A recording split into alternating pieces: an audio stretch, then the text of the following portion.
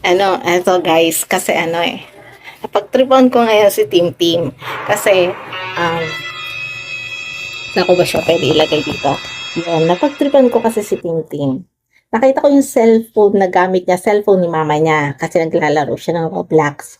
Ngayon, yung cellphone, doon niya nilagay sa ibabaw ng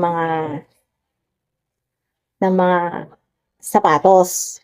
Ngayon, hindi niya napansin na nilagay niya doon. Tapos, siguro nakalimutan niya o ano. Tapos, dumaan ako. Ngayon, nadadaanan ko kasi nilagyan ng sapatos. So, ngayon, ginawa ko, kinuha ko na pasimple. Hindi niya alam. Ngayon, hinahanap na ng mama niya. Hinahanap niya na rin. Anong nangyari?